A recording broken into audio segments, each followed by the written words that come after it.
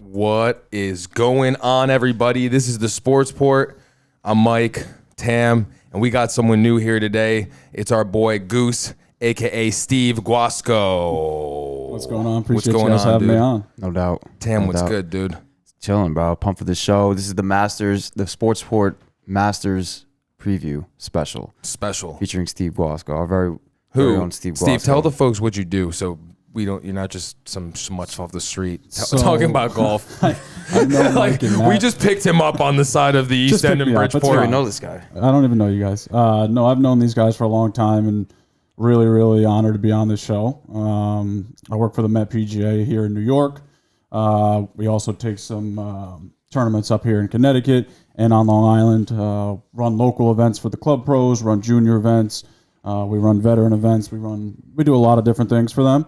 How long you been working there? Been there full time for about 2 years now. Nice. Intern with them for a couple of years, but pretty much had a golf job since I was able to start working. So golf's been my life. So I might know a little bit about it.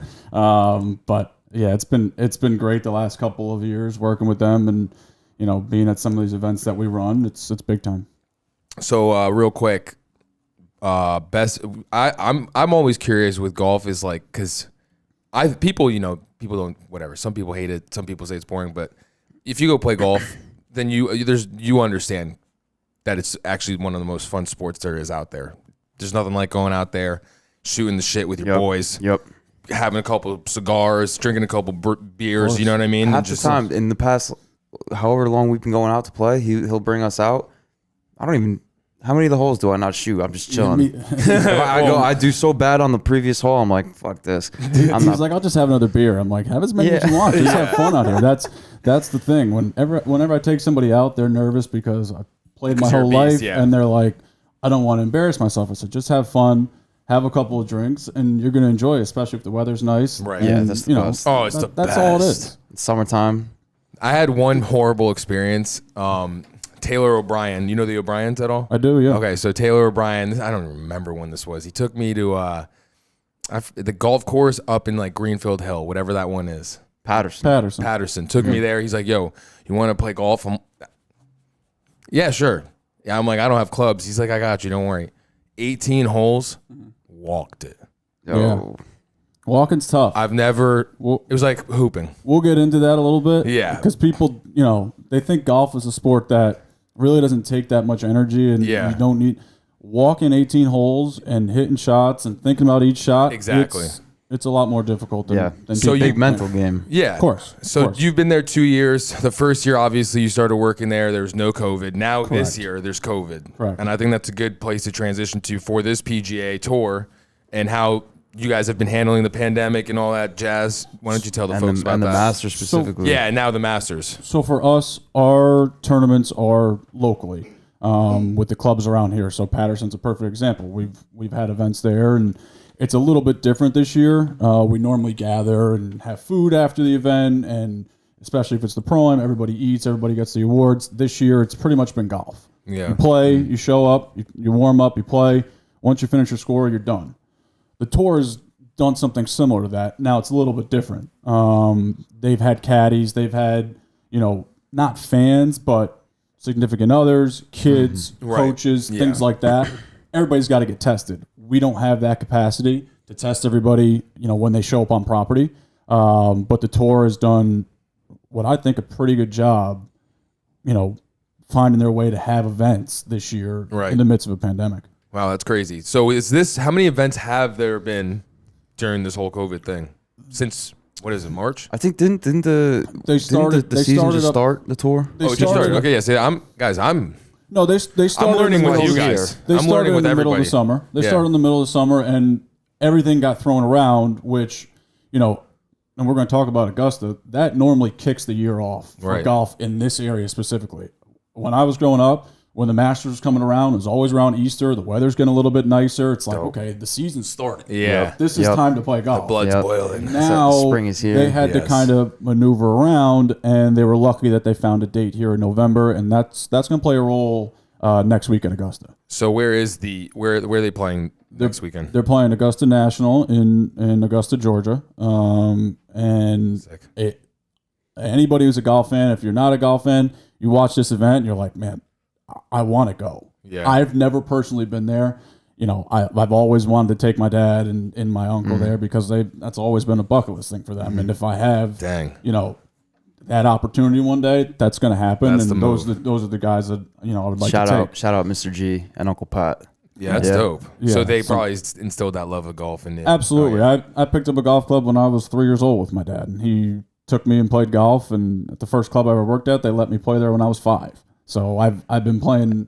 I've been playing golf. Playing / working. As long as we've all known each other, golf has been a part of his life. Absolutely. I remember when we were little, like in my backyard. So it was like might have been the 3 of us with Joey's here as well. Just a little crowd. knows. Shout out Joey. Shout out Joey. Shout out Joey. He's sitting right there, guys. I remember him leaving early. We were shooting hoops. Where he's like, "I'm going to play golf." My dad says I could be like the next Phil Mickelson.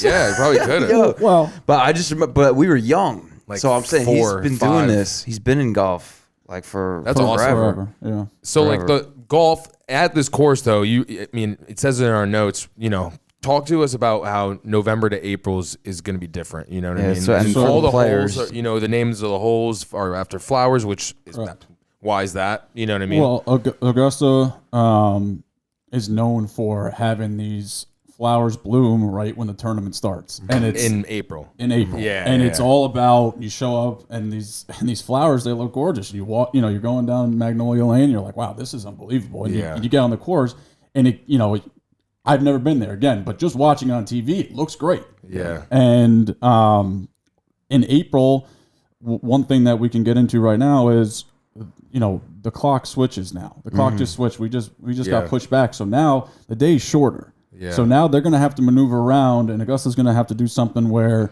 they don't have as long as a day as they would have had in April. right. And that's going to play a key role, playing, you know, late in the afternoon or playing at night when, you know, it's a little bit darker and it's not the middle of the day. And I don't want to say it's necessarily going to be a lot different as far as temperature wise. It's probably going to be pretty comparable, but, you know, daylight will play a role and a factor into this event. All right, talk a little bit about Bobby Jones and the history of the course, though.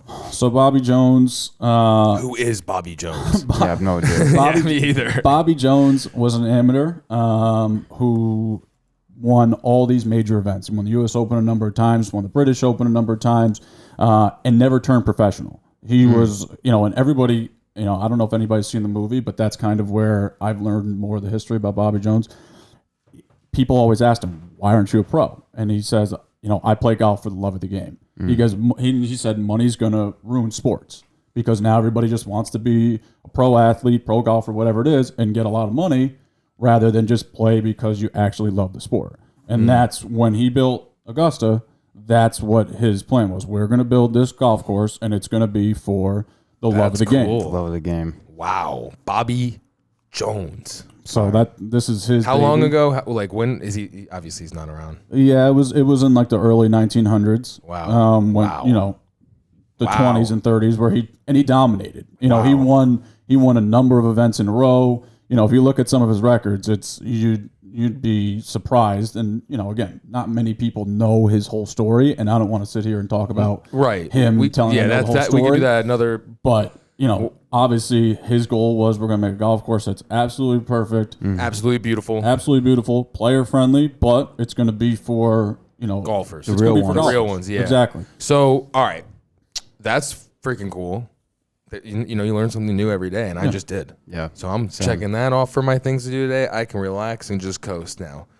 Good for you, bro. But quickly, Yes. talk to me about these white dogwood, golden bell, azalea, Right. firethorn, redbud. So The holes. These are the holes we're getting into. these are the holes we're going to get into. So yeah, like And I think you were saying these are some of the more challenging ones, right? Yeah. These Lay are it the- on us. I think these are the ones that are going to make, you know, have the biggest impact on the tournament. I picked a lot of par fives just because a lot of these tour players hit it so far that these par fives turn into par fours for them. You know, and it's, you know, they haven't done much to the golf course as far as make it longer, and that's something that the tour is trying to do, make the courses longer because, you know, you watch some of these guys, and I've seen them play, you know, Beth Page and watch them hit balls on the range. It's a different level. They hit it so good, and they hit it so far that some of these par threes, it's like, okay, I got wedge in my hand. Some of these par fives, it's like they're hitting, short iron in their hand, and it's, it's fun. It definitely is fun, but I think the par fives will play a big role in this event because, again, guys hit it so good that they'll have short clubs in their hand, and they're going to try to make birdies and eagles all over the place and see what they can do. Because they can. Because they can, exactly. Right. All right, so why don't you pick, because you have the list too.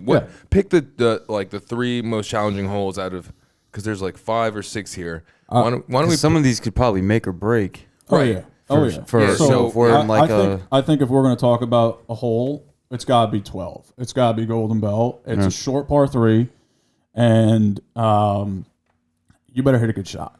If you don't hit a good shot, you're going to make a big number. And we're going to talk about Spieth a little bit later in the show. Yeah. But he had a chance to win back-to-back Masters, and he made a 6 on this hole and lost by a shot.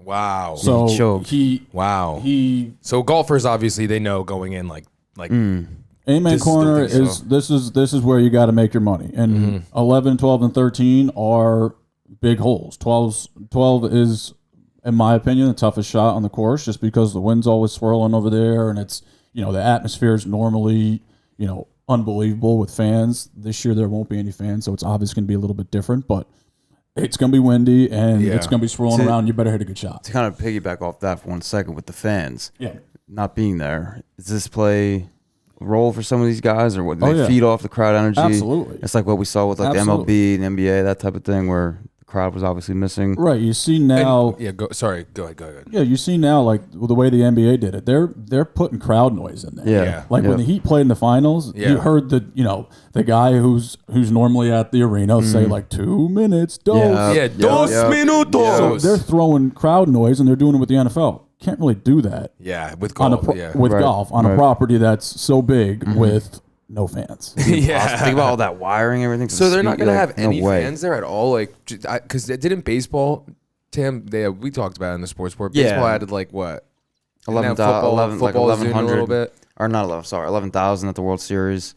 I know it must be different though. A few thousand at the Championship Series, but so none. Right? So this week in Houston is the first event that the tour is having fans.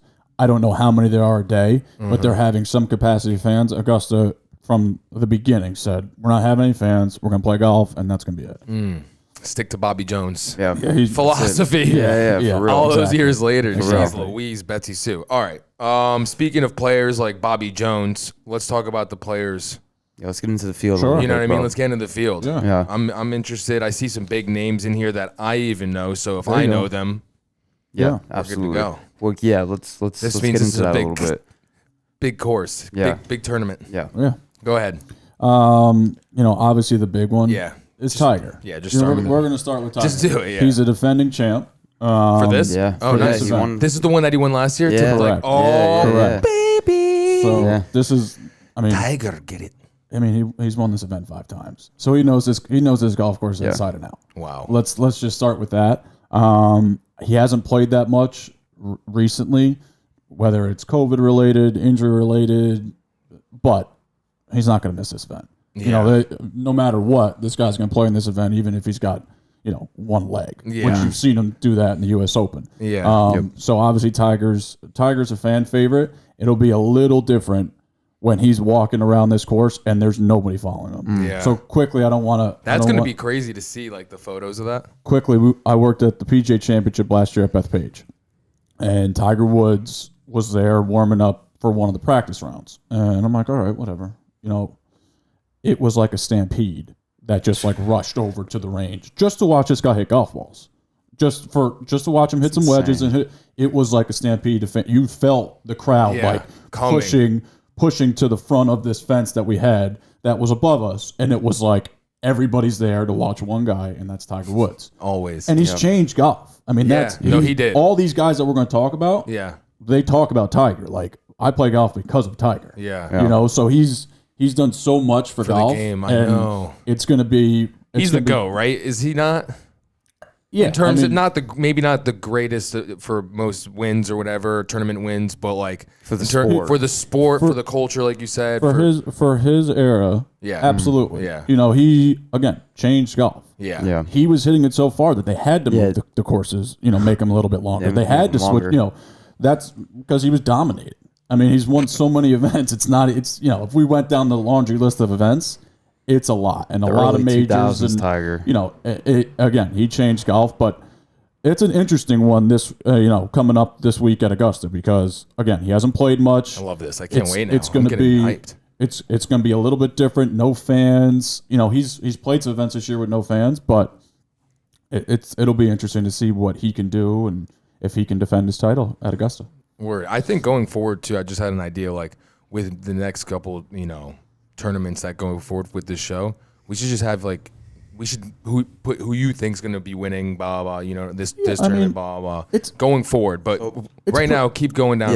It's difficult with golf because realistically, there's 40 guys that can win every event. Wow, 30 or 40 guys that if they light it up, they're going to win. Yeah, and it's not like, okay, I'm going to pick the Lakers or the Heat. Maybe this guy plays really well, and no, you got to play for 4 straight days by yourself. Yeah. There's no timeouts. It's very different, but it's definitely going to be fun. Gamble on golf, Jesus. You can gamble on winners. You can gamble on. I know, but I would It's hard. Like you just said, it's hard. I mean, anyone could win. Obviously, Vegas. I feel like I'm throwing my money in the air. Vegas knows what they're doing as far as handicapping it. So people kind of base it off that, but at the same time, it's a crapshoot. Absolutely. Yeah. I mean, you could pick somebody and they can miss the cut. It's like, oh, okay. There goes my money. Yeah. So we Tiger obviously, but I want to know some of these other guys. Sure. Who you got your eye on? Next one's is another big name, and my personal favorite, as Matt already talked about, is Phil. Again, Lefty. He's been playing some senior tour events because he just turned 50, and he's actually 2 for 2 in those events. And again, this is an event that this guy's going to play in until he can't swing a golf club. I don't care how old he is. If he's 60, 65, he's going to play in this event no matter what. He's won it 3 times. Yep. And again, he's been close. What's his story? Phil's always been kind of in Tiger's shadow. Yeah. I know. In these other eras, it was like Nicholas and Palmer and Gary Player and all these guys. Like they all kind of went together. Yeah. Tiger kind of elevated himself up so much that I was like, okay, we don't really care about anybody else, but Phil's been there. Yeah, and he's dominating. He's not the same as Tiger, but he's won events. He's won the PGA. He's won the British Open. He's won this event 3 times. He can obviously play. And if Tiger wasn't there, he would be the guy in that era. Yeah. And no one, again, Tiger's a fan favorite, and I get that. But we got to show a little respect to Phil and what he's done for golf and how much he kind of helps these young guys out too. So again, Phil is an interesting one with no fans. He's another guy that's got fans galore when he's out there. They love him. Oh yeah. Oh, they absolutely love him. Again, he hasn't really been playing well on the PGA Tour. He's kind of in that weird area where you can play tour events, but you can also play senior tour events. So that's something that's a little different for golf, and he's 2 for 2 in that. So he's not playing this week. He's kind of getting ready for Augusta to see what he's got. Quick question. Sure. What's because golf is that unique sport that you could play till you're 88. Yeah. Sure. But what's the oldest a guy usually goes till? In the regular professionally, in the regular for a while, right? There's a guy who I'm not sure if he's playing this year. I haven't looked at the pairings yet, but he won the event. Bernhard Langer.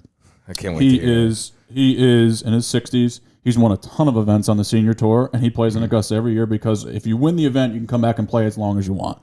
Nice. And this guy has continued to play, and he's good. And the golf course isn't that long because of the fact that they can't really do much. The property is the property. Yeah. So he's able to play and compete a little bit, and I'd be surprised. Again, I haven't looked at the entire list. Yeah. But if he is playing, that's a guy to watch out for who's in his 60s who can still really play some good golf. So that's probably the best one that I can think of. And how many people get slotted into to play in the tournament? So the winners, anybody who's won the event, I think there's 96. I think Joaquin Neiman just tested positive for COVID, so he WD'd. and they're not going to add anybody to the field just because. What's the point? Again, of sunlight, and that plays a role. Like if you bring somebody in, who's it going to be? Right. It's not like, oh, we're just going to bring this guy off the street. No, you need to. That would be sick, actually. Well, that would be sick. Like, all right, some rando. Right. Luck of the draw. Give him a shot. Never going to happen. No. Yeah, I know. Not for this. Not for golf. Regular tour event, maybe. Yeah. Oh, cool. Because, a quick story. It's too prestigious. U.S. Open was at Wingfoot this year in Mamaroneck. The head pro played on Sunday as a marker because somebody tested positive for COVID. And it was an odd number, and he played as the marker on Sunday. So what an experience. And he was, the host professional, and he could play. He plays in our events. But, I mean, what an experience to go out there and play as a marker on your home course at the U.S. Open. Yeah. With all those dudes. Of course. Of course. Next on our list, we got Jordan Spieth. This is an event that, again, we talked about him a little bit. Because before you keep going, when I think of Spieth, I'm going back to that Masters that he chose. It was the tiebreaker between him and who? Ustazen? It was not Ustazen. It was Sergio. It was Danny Willett. That's Jordan. Okay. Danny Willett. Danny Willett. So yeah, that's I always jump back to that, and I always think like, when's he gonna rebound from that? Around? Yeah, absolutely, and we're gonna get into that right now. I think that year that he made that 6, I don't want to say that was the end, but when he made that 6 and didn't win that event, what has he done since then? Yeah. Not much. Not much. I think his name is bigger than who he is, right? As a golfer. Sure, and he does a lot of stuff. He actually does some stuff for our foundation. So I don't want to talk bad about this guy. This is about his golf game right now. He's a really good golfer, and me personally, I think when he made that 6 on 12 and hit it in the water, then dropped, hit it in the water again, and lost. It was kind of like deflating because winning this event 2 years in a row is difficult. It is extremely difficult, and when he gets there, it's like, okay, I know this golf course. I hit the same shots, and I'm going to do what I have to do to win, and it kind of just messed with him.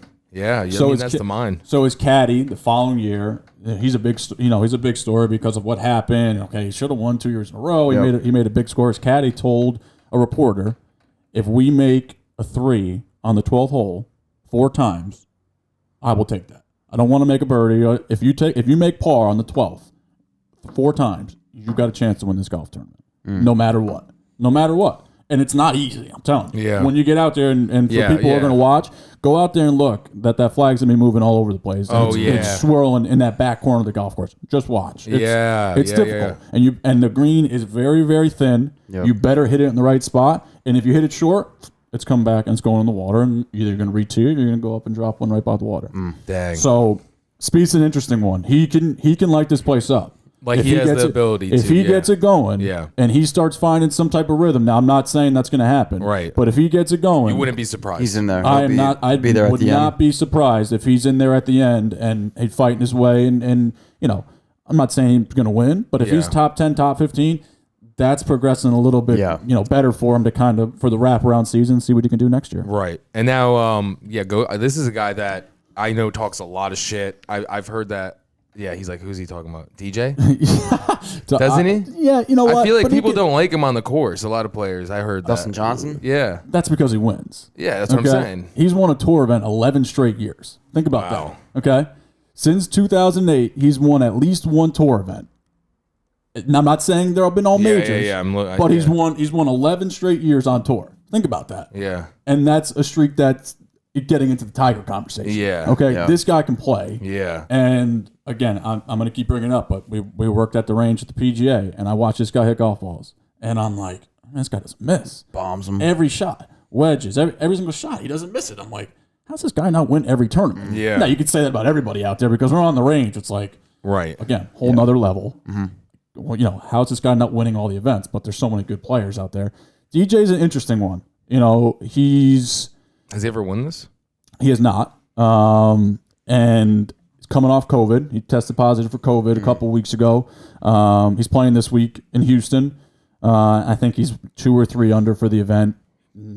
He's a couple shots back. What do we have going on in Houston again, by the way? Just so I'm not sure the sponsor. I think the sponsor just changed, but it's just a regular tour event. It's normally the tour event that leads up to Augusta. Yeah. So when they revamped this whole schedule for the tour, so we're going along the lines as if we're still in April, basically. A little bit. I think the tour did a pretty good job of, okay, we got to find, it's not easy. And I ran into this problem at work this year, like trying to find a week, to host an event at a club. Now, and I'm going to tell you something right now. If your home club is hosting an event, it's like the Super Bowl that week. Their whole year is built around the tour coming for 7 days. Once they're done, they're worrying about next year.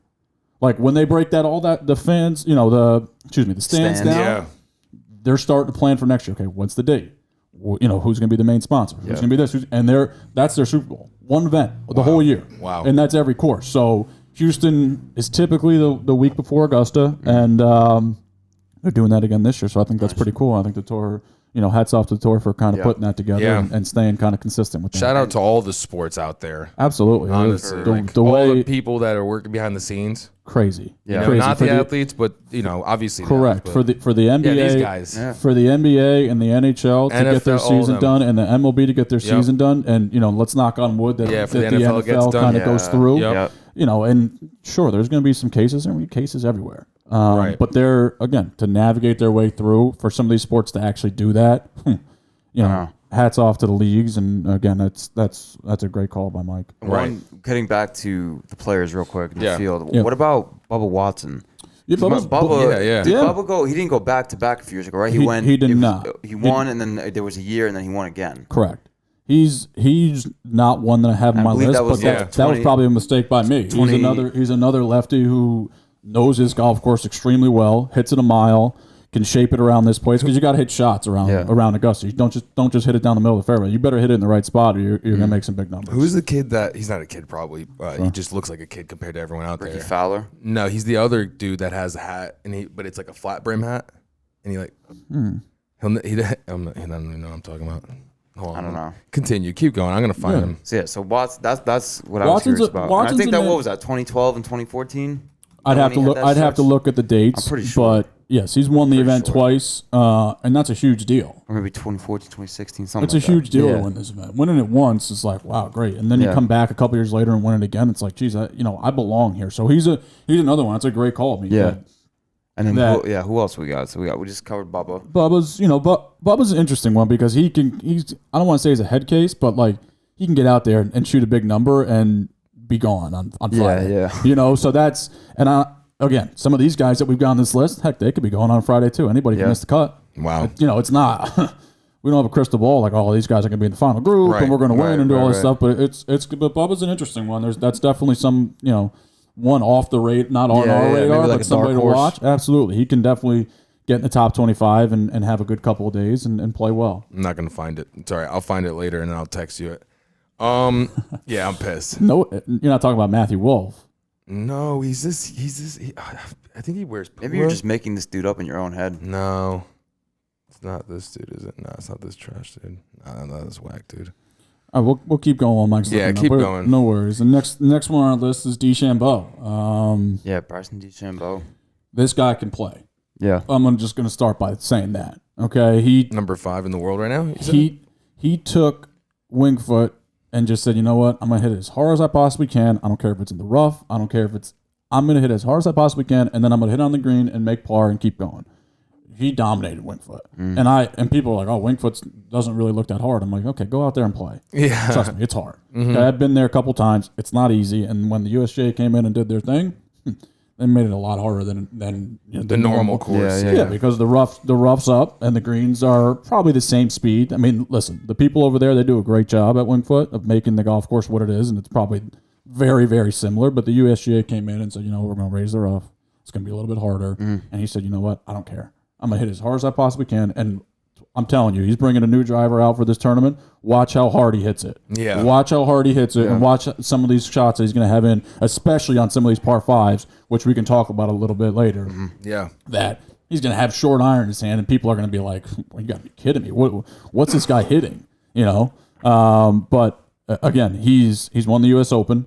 He's kind of been this guy on the rise. Like, this is kind of the next thing for him. Like, if I can win Augusta, and play really well there and kind of get this season wrapped around, it's going to be, he's definitely one of these guys to watch that could be number 1 in the world, and that's his goal. I mean, He gained a ton of weight when everybody was kind of. He gained a ton of weight during COVID, during the quarantine. He gained a ton of weight. Yep. Did a lot of lifting, and the guy's just a genius. When he's like, "We're going to do this, we're going to do that," and I'm going to keep bringing it up, but I've watched this guy hit balls in the range for literally 3.5 hours straight. He hit balls for 3.5 hours straight after he played 18 holes, and he just kept working and working and working. And his caddy kept going to the barn and getting balls and he's just. There's so much stuff that's going through his head, and his coach and his caddy. Big shout out to them because they're on that same. It's a team. Yes. Like the NBA. It's like, okay, we got our whole team. We're going to go. We got a rotation. The players have to battle. The caddy and the coach and the nutritionist and all these other guys. They're a team that they've got a plan. And I'm gonna tell you something right now. Their plan that D Chambo's got. It's working pretty good. Yeah. So this dude right here, right? Yep, that's him. Nice. Yeah. Dope. Cool. Next one is Justin Thomas. He's one of these guys that I've been following for a number of years. Went to Bama and played there, and he's again, I've seen this guy play a number of times. Saw him play down at Doral. Seen some of the shots that this guy hits, and just looking at him, he's probably a little bit taller than Matt. Probably almost the same build. This guy hits the ball 330 yards. And it's just like, okay. Like, it's all about speed. Yeah. He's not a huge guy, and he's not jacked and all these things, but when he gets through it, it sounds different. Yeah. Yeah. When he connects. When he connects, it sounds different. When he gets to Augusta, this is a kind of event that could elevate him into that next category. He's very good. Has done a lot on tour, won a number of events. But he's trying to elevate himself, and again, he's been in the top 25 the last 3 Masters, so he knows the golf course. Just needs to get over the hump, right? And maybe this is the year. Could be the year. Yeah. And again, could be the year for anybody. Yeah. No, that's. I mean, honestly, just sitting here listening to you, dude, like, and learning about just like how all these players and it's making me like golf a little bit more. Let's put it that way. Next one is a guy that maybe the average golf fan does not know about, but get to know this kid because he's not going anywhere, and that's Xander Schofley. This kid has been on the tour for a number of years, won the tour championship a couple years ago, hasn't won a major yet, but boy, he's knocking on the door. Yeah. He's one of these guys, so it's like, okay, golf's in a good state because this guy, really nice guy. How old is this kid, Goose? Probably about our age, probably in the, late 20s. Probably close to 30. I don't know exactly. But again, this kid is probably shorter than you. Yeah. He hits it a mile, and it just 27. It just goes to show you that you don't need to be the way that D Chambo's doing it is great. You can do that. You can get big and do all these different things, but there's different ways to win. Yep. And he's a guy that finished second last year, tied for second. So he's right there on the cusp. If he gets it going, he's another guy. He's like, geez, no one knows this guy. Well, get to know him because he's good. Yeah. Definitely. And for me, one of the guys that I like watching just because he came up a little bit different. Some of these guys, it's like, okay, I played in college. Everybody knew I was going to be on tour. Not even a surprise. For him, it was a little bit different. I had to work, different levels to get here, and he's not going here. He's not going anywhere. Yeah, nice. Underdog. Next on our list, Brooks Koepka. This dude, yeah. He talked to us about Brooks. Won back-to-back PGAs. Won the PGA at Bethpage. Won back-to-back U.S. Opens. And this guy really just ramps it up for the majors. He's even said it, and you can look up some of these quotes that he said. He's like, the regular tour events, I maybe should try a little bit harder. It's like, okay, and you can win a lot more money if you do, but when it comes to the majors, this guy needs to be on the short list of who's going to win. He turns it up. And again, I'm going to use the NBA as a comparison. When LeBron gets to Game 7, he turns it up. Yeah. Okay, I'm going to carry this team to the win, whether I got to play every minute or whatever the case may be. Right. When this guy gets on these bright lights, on these big stages, he always finds a way to play well. Yeah. Last year, he tied for second. And I'm telling you something right now, and he's kind of been on that same list. He's had some injuries this year, similar to DJ, but again, If this guy finds a way to get it going and finds that rhythm, look out. Yeah. Look out. Because this golf course is not that long for him where he's going to be scared like, and I'm going to have short iron to some of these holes. Now, you got to hit in the right spot. Yeah. You have short iron to every hole, but you better hit on the right spot of these greens. Yeah. And we could talk about that later. Like, you could 3-putt some of these greens you put in the wrong spot. Right. Next one's Jason Day. A guy who's been around tour for a really, really long time. For a minute. Finished in the top 30 the last 7, Masters. So he's there. He's been here. Knocking on the door too. He's knocking the door, and he's one of these guys that gets overlooked because, he's a TaylorMade guy, and the TaylorMade guys are Rory and Tiger and DJ, and it's like, well, don't forget about me. Yeah. He's won the PGA before. And it's unfortunate because he's from Australia, so he's not on the Ryder Cup team. He's on the President's Cup team, so that's every other year. So people maybe don't see him on that big stage. But this is a guy that, again, and I've said this, I'm going to say this about everybody on this list. Yeah. But if he's a guy that knows what he's doing, playing well this week. He's only 2 back, so that tells me that heck, you can win this week or play really well this week. You got the game kind of coming into form. Just a side note, Phil's won Houston a couple of times, and then the week later is going on to win Augusta. So it's like, get going and kind of get your rhythm. Get your game going before you get there, so you don't really need to find it when you show up there, and good things can happen. So shout out to Jay Day. He's been around for a long time, and he's due to win a major too. Yeah. I mean, some of these guys, it's like, he's won the PGA, but he's due to win a Masters. Yeah. Next one's probably the most interesting one on the list is Rory McIlroy. Yeah. Well, a name everybody knows. Everybody knows it, right? And this is an event that he needs to win the career Grand Slam. And for the viewers out here who don't know what the career Grand Slam is, win the PGA Championship, the U.S. Open, and the British Open, and the Masters. He's got the other 3. And years back, I'm not sure exactly what year. We were probably 2013, 2014, somewhere in there, maybe a little bit earlier. Yeah. He had a lead going in the back 9 at Augusta to win the Grand Slam real early in his career. Yeah. Real early. Yeah. And everybody who watches golf, it's Masters doesn't start until the back 9 at Augusta. On Sunday. Like you better belly up and hit some good shots or you're going to struggle. And he faded quickly. It went dead left on 10, almost out of bounds, if not out of bounds, and he couldn't find it from there. So, and he's a guy that, again, has a lot of fans. And from the stuff that I've been reading and the stuff that, I've been seeing on ESPN and even the Golf Channel, and a lot of people have been talking about this event because they've been waiting for this for over a year now. Yeah. They think that he's kind of the guy that with no fans, it might, use that as an advantage. Like not as much pressure, right? But it's still a big golf tournament, and you better hit good shots whether there's a fan there or not. Yep. But that's one of the guys who people think like, man, there's no fans there. Like this could just benefit. be. Yeah, he could definitely benefit from that. So he's an interesting one to see. So keep an eye on. Keep an eye on. Yeah, he's one that could. Is it Fowler? Keep going. It might be this. No, that's not. You're probably talking about Fowler. I guarantee you. Yeah, Fowler's. Oh, it is. It is. Yeah. It is. Perfect transition because that's the last guy on the list. Yeah. You can't make it up, folks. Fowler's looking for right? Fowler's looking for a major. And again, he's been on tour for a number of years. Oklahoma State, and people know him because he just doesn't wear the normal golf attire. Yep. He's got the Puma guy.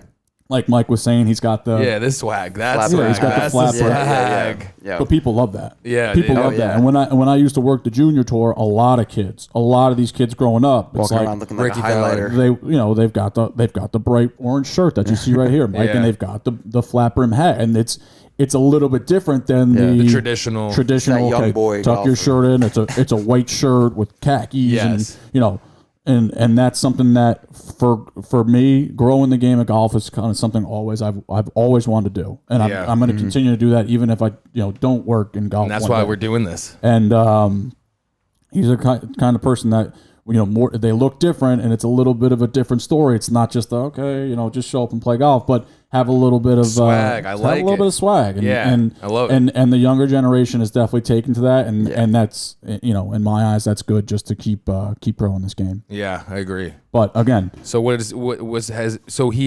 to us about him. Give us his best finish was in 2018. He was in second. He's another one. Has not won a major, but he's been knocking on the door. You know, he's there a number of times, you know, in different events, and he's won the Players, which people think is like the 5th major, and he played really, really well to win that event. That wasn't too long ago either. Not right? too long ago. A couple years ago, he played really, really well. And for those who don't know the Players, it's the Island Green on 17 that it's famous over there.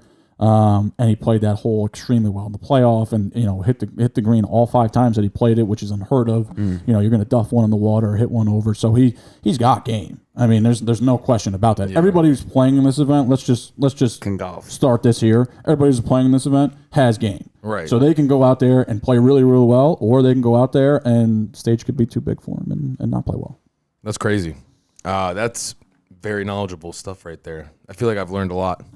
100%. You talk to us. Do you have anything else you want to add? Yeah, I kind of want to talk a little bit about, you know, just Augusta in general and the way that they're handling it. Yeah. Because this is different now. Way different. No par 3 contest. And for those people who don't know, the par 3 contest takes place on Wednesday afternoon before the tournament. They have got a 9-hole golf course on property that's all par 3s, and it's you know, guys like Gary Player and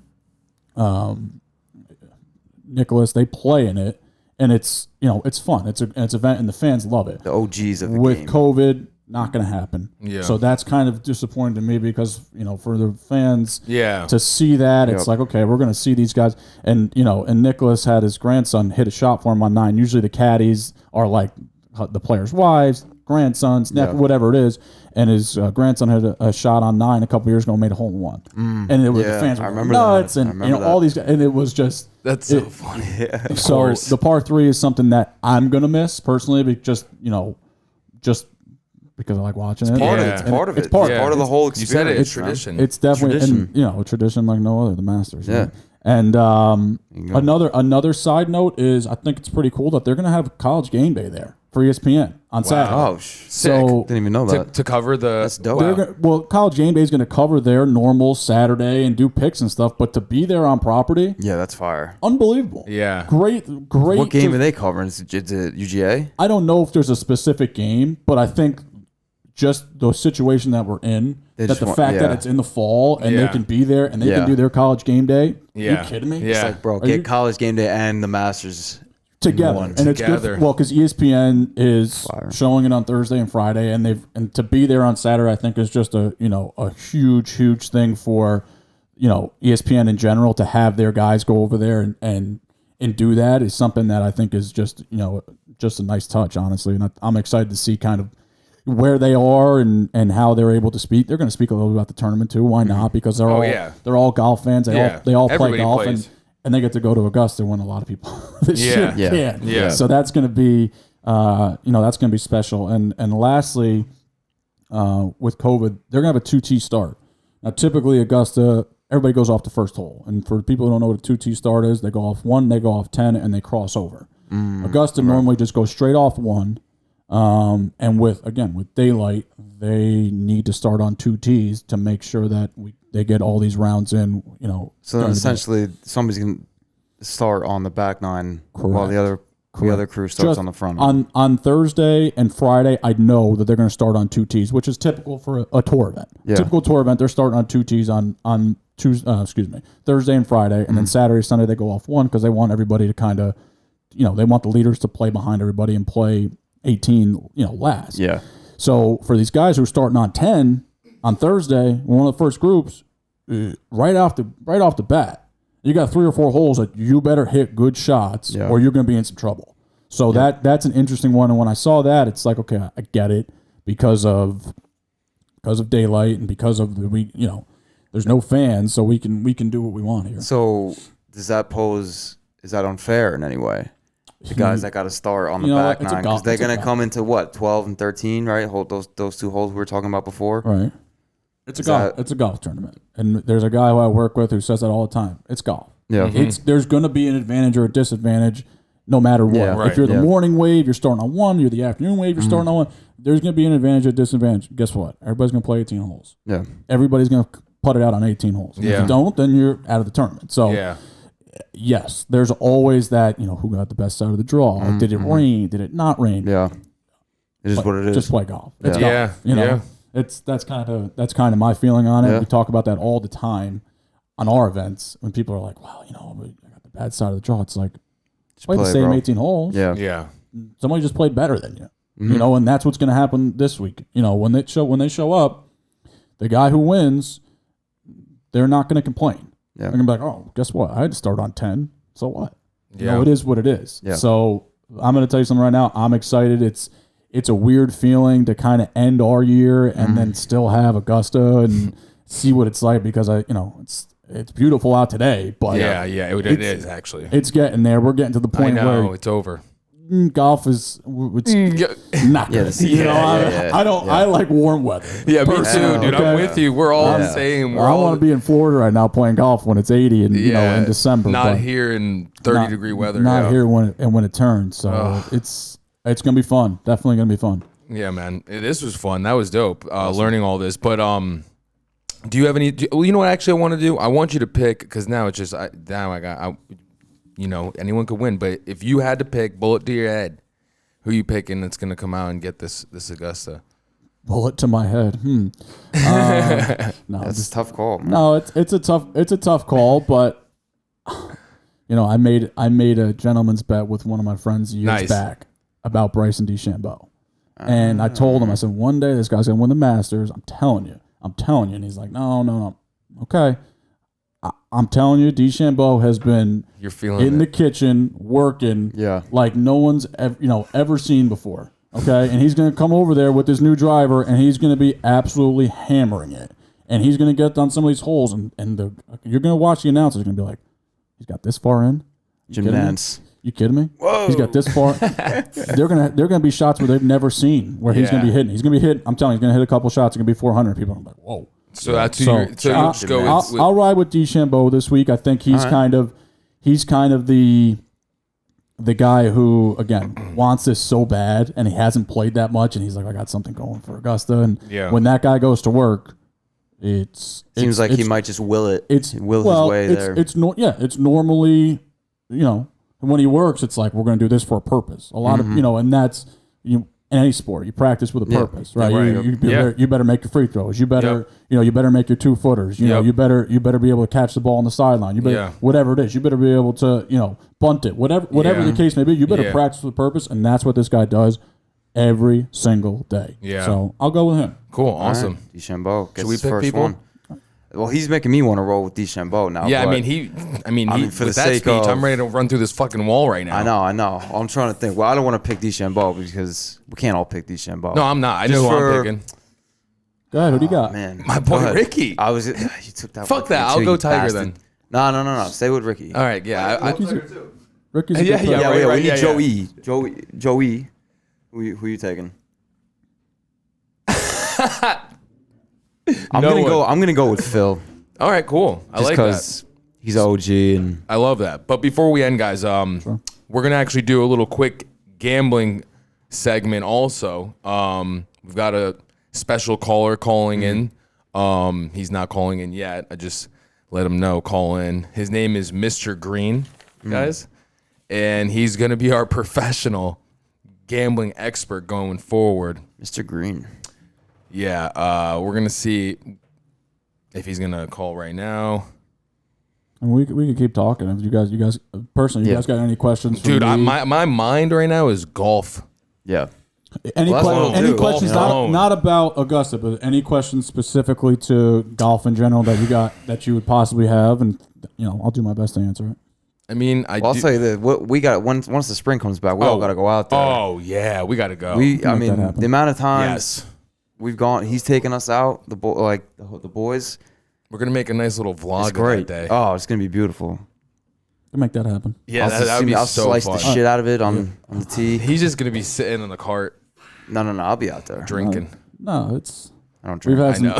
We've had some experience from. He's just like, I can't finish this all. I'm like, who cares? Don't finish it. No, I tell him every time we go out there. Enjoy it, man. We go out, we chill. The thing. Like for these people who are like, I can't play. It's like everybody starts somewhere. Go out there and have fun. And when we go out, Joey, we've gone a million times where it's been the three of us: me, Goose, Joey. I don't take it seriously. That's exactly why. I like to put my phone away. I like to go out there and shoot the shit. Shout out to our boy Steve. You gotta put some music on. Always got to have just that either. Like Yeah, we do it right. For me, You guys play music when you're golfing? Oh, dude. Oh, yeah. In the car, bro. Come on. Yeah. No, we do it That's all not right. good. You know, it's a little it's bit. good. I usually go with like the classic rock though. Like really, Something Yeah. a little more relaxed. Like a lot of, and I'm going to shout out some of my guys down in Florida, but we always play the Fleetwood Mac, where it's a little more chill, but the music's still good and the drinks are flowing, and we're just having fun. Yeah, so it's that's a good time. All righty. Let me answer this. We have our caller. Hold on a sec. Hold on. Yeah, I know, honestly. Let's see. Hello. Hey, guys. Mr. Green. What's going on? What's going on? You're here How we with doing? You're here with the Sports Report with Mike, Steve, and Tam. How we doing, bro? Doing good. Saturday, getting ready for Week 9 of the NFL. Let's go. Let's talk about it. Tell us your picks. Tell us what's going on this weekend in football. I got 5 picks. I'm going to run through each of them, key points around it, and we'll go from there. Let's do it. First game, I like the Colts against the Ravens at a pick 'em. This is even money on the Colts. This, to me, is all about the matchup. We have a struggling Ravens passing game against a very good Indianapolis defense. Indy defense is the 3rd best defense in the NFL based on DVOA, which is an advanced analytic metric to evaluate defense and offense in the NFL. Lamar Jackson has been struggling in the passing game. We've all seen it. Yeah. This offense is very one-dimensional, right? They're very good in terms of running the ball, but when they're in obvious pass situations, they struggle. And I like playing against the Ravens in teams with really good run defenses because that's their bread and butter. What does Indy have? Indy has a top 5 run defense, and they can pressure Lamar Jackson without blitzing. And you've also got the Ravens dealing with a lot of players in these COVID-19 protocols. That always worries me. And so once again, this to me is just about playing the Colts in a better matchup with a very good defense against a struggling Ravens offense. We've got a lot of sharp money on the Colts, so that's my first pick of the week. I like that. I like that pick a lot. Yeah, one of our buddies just said take notes to another buddy behind the scenes. Like that. So second pick I like here. There we go. I like this one a lot too. Arizona Cardinals laying 4.5 this week against the Miami Dolphins at Arizona. So let's just go through what this line was last week before the Dolphins played on Sunday. Remember, Arizona's off of a bye. Last week before the Dolphins played, Arizona was favored by 6 points in this game. Now you only have to lay 4.5, so they're favored by 4.5 points. We've got Arizona off a bye week. And then last week, obviously that 1.5 point swing, Miami beat the Rams at home, right? And you look at the scoreboard, Miami scored 2 touchdowns. That looks good. But let's actually dig into that game, right? Defense. Because that line move doesn't make sense to me. No. The Rams were in a really tough spot last week. The Rams have made 4 East Coast trips this year already, and last week was their 4th one of the year in the first 8 weeks. That's a lot. That tires a team out. Imagine flying East, West Coast 4 times within a 2-month period. That's exhausting. Second fold, Miami had 4 touchdowns in that game, right? But let's go through them. They had 2 return touchdowns, and they had a score off a 1-yard drive off of a turnover from the Rams. And then their last touchdown was only a 40-yard drive. So they have 4 touchdowns, but they only had to drive the ball a total of 40 yards to get there. The Rams outgained the Dolphins by over 300 yards. I think the market is overreacting to this Miami win. Tua, it's his second game. He threw under 100 yards last week. He's going to still face a learning curve. I've also read some reports this week out of the Dolphins management that is saying one of the reasons they're looking to play Tua early is because they have a lot of early draft picks in next year's draft, right? They want to see what they have with him, which to me is a little bit concerning. It's almost like throwing him into the deep end. And I still think they may even call plays very conservatively to protect him. They don't want to hurt his confidence. There's a lot going on in that quarterback room that I'm not comfortable with. And so now Miami has to go across the country to Arizona, playing a team off a bye. This Miami defense has struggled against mobile quarterbacks like they did in the Bills game with Josh Allen. I think the market's overreacting to Miami win, and I really like the Arizona here. I think this line should be closer to a touchdown. Nice. Love that. Miami's trash. I think Arizona's going to smack them. Well, I think Arizona's defense, I mean, they played really well against Russell Wilson and tried to contain that guy. So this is going to be, I like that pick as well. It's at home, off a bye. Miami's going to, I don't want to say they're going to struggle, but it's not going to be as easy as playing somebody at 1 o'clock coming from the West Coast. Yeah, facts. It's an underrated defense in Arizona, and you got to think if Miami, if that game versus the Rams is closer, what's this line, right? This line's probably closer to TD, and I only got to lay 4.5. I'll take that all day. Well, and again, we watched the Rams game, and Mr. Green, I didn't talk to you last week. I took the Rams last week, and they're right there on the doorstep down by 7, and he throws a pick, and the guy almost returns it for a touchdown, and I'm like, okay. Then they have a kick return, like you said, bring that into the fold. Yeah. And LA doesn't have a huge, team to really come back from a big deficit, and Miami's defense is good. I'm not gonna, they're kind of carrying them, so. That's another good one. Again, I hope you don't mind. I'm taking notes. I'm trying to have somebody take notes. I don't see him taking any. He's taking mental notes. He can't hear Mr. Green. That's good. Okay. I got. We're I recording got 3 more it. picks real quick. We recorded it, so we're good. Keep going. Yeah, we want to hear these. All right. So next one, I like the Redskins at home, laying 2.5 versus the Giants. This line opened at 3.5. It's down to 2.5, so I can lay the Skins at less than a field goal. Once again, Redskins off of a bye with a veteran head coach in Riverboat Ron. We know it's all about situation spot again. Giants are off that devastating loss against Tampa Bay on Monday night, so they're on a short week. And then DJ's turnover record, it's hard to ignore. In the NFL, turnovers a lot of times are random, right? And you don't bet against the team because they turn the ball over a lot on average. But DJ's hard to ignore. He's got 36 turnovers the past 2 years. It's the most in the NFL. Jesus. Daniel Jones has 9 picks in the last 8 games. The Redskins defense has a ball-hawking secondary. They've got 8 picks in 7 games. They've got a very underrated defense. I think this Giants team is going to struggle to move the ball. The Redskins have the 4th-ranked defense based on DVOA. And then also, the Giants beat the Redskins just about 2 or 3 weeks ago, right? October 16th, so called 3 weeks ago. Yeah. So I like this spot for the Skins. Off a bye, revenge game, hosting a team off a short week. I think Kyle Allen has looked decent since taking over. He's not turning the ball over. This team is just going to ground and pound, play good defense. And I think also, too, most importantly, Washington can still win this absolutely trash. Yeah, that's true. Yeah. The Giants are not even thinking about that. You really got to be worried about the state of the Giants locker room. You've seen reports that Gettleman is on the chopping block. Yeah. Joe Judge in his first year, they're not having any success. So it's a huge motivational edge for the Redskins here. And I'm happy to lay the 2.5 at home versus arguably the worst team in the NFL. Mr. Green, real quick before you go into the next pick, what do you? I'm just going to ask you this straight up. Do you think this game is going to be, within a touchdown, or obviously you're laying the 3.5, so you'd want them to lead with a touchdown. But do you think that the Giants have any chance to, let's just say in a teaser bet, cover the 10.5? Yeah, so this is a popular teaser play right now. Absolutely. This game is at 2.5.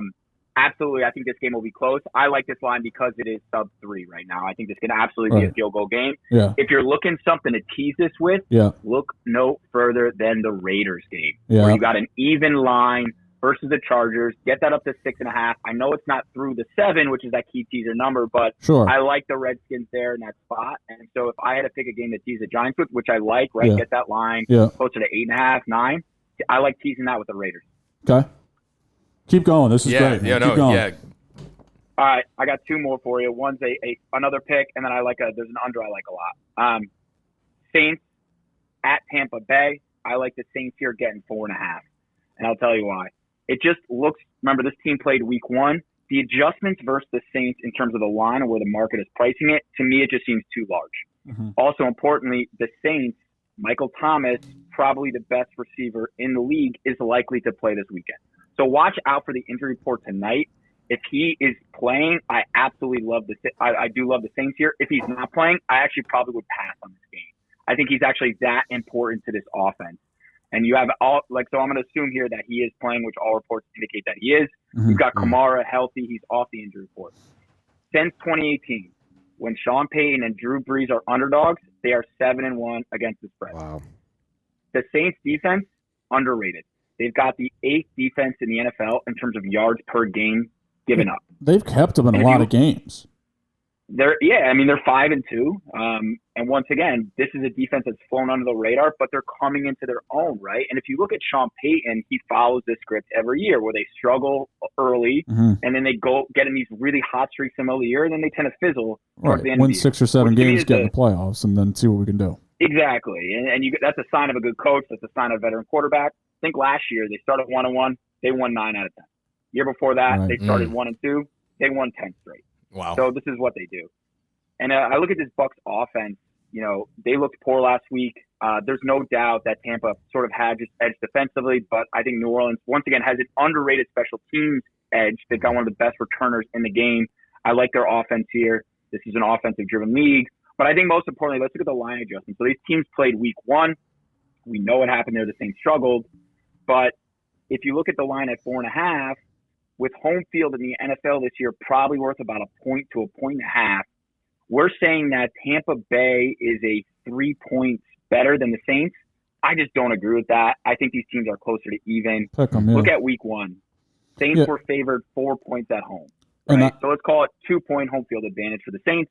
So that's saying the Saints would be favored by 2 points on a neutral site. Right?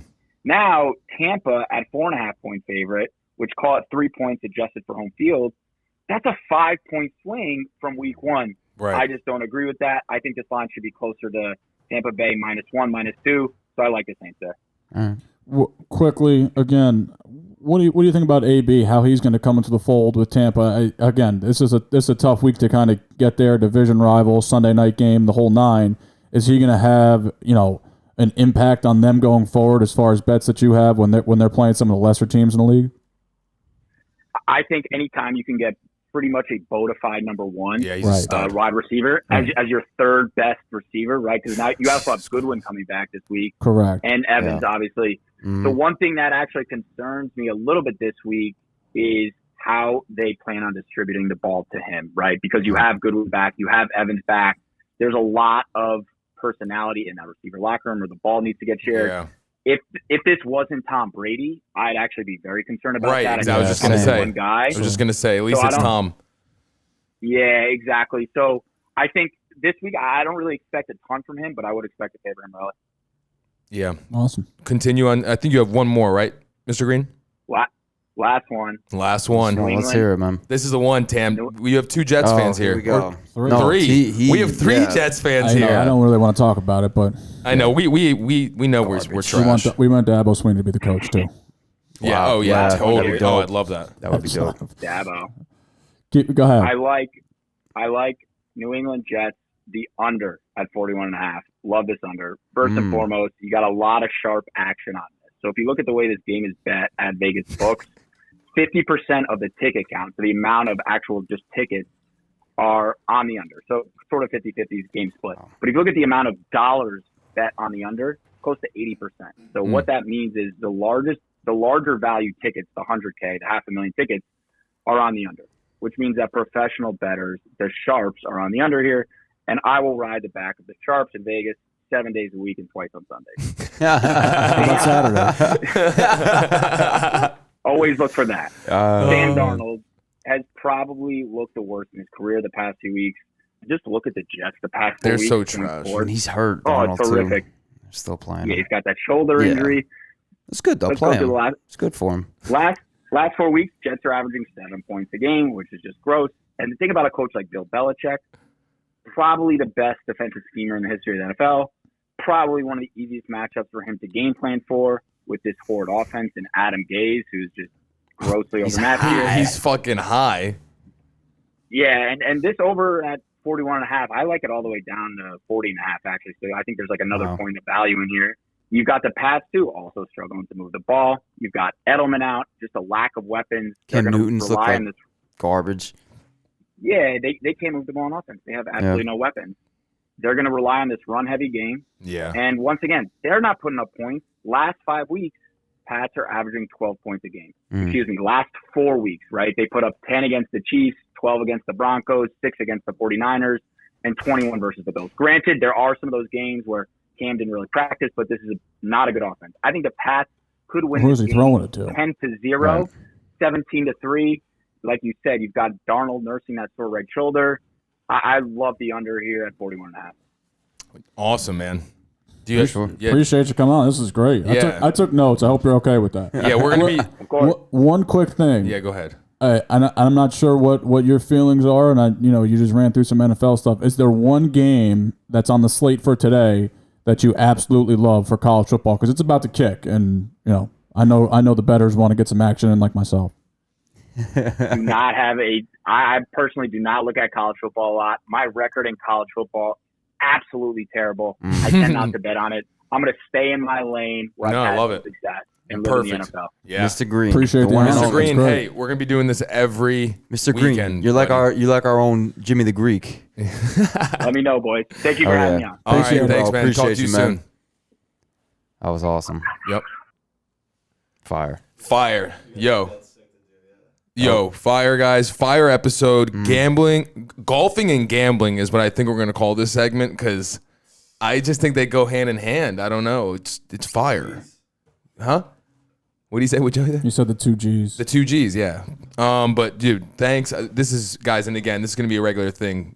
Buckle in. I believe Steve will be back for when the Masters wraps up. We're going to do a post Masters Yeah. show. We'll go over We could always even have him on a Zoom if he can't get to the studio. It's not a big deal. Yeah. But you will. This won't be the last you see of Steve Guasco. Just So wanna- he'll be back. Just quickly want to shout out Downtime and what Thanks, Mike dude. and Tam have done over here in the sports sport and all the stuff that they've got going on. Please follow them. I'm telling you, they're putting a lot of work in. So this isn't something they're joking around about, and they're doing a lot of good things. So hit the follow button, like them, like the videos. It's definitely coming. So heads up. We'll see you Appreciate soon. that. Peace. Hey, I never thought I could, but I did, so can you? Trust me, I'm the kid, yeah, hey, just listen, we coming live with the mission, I know that you want to get them in this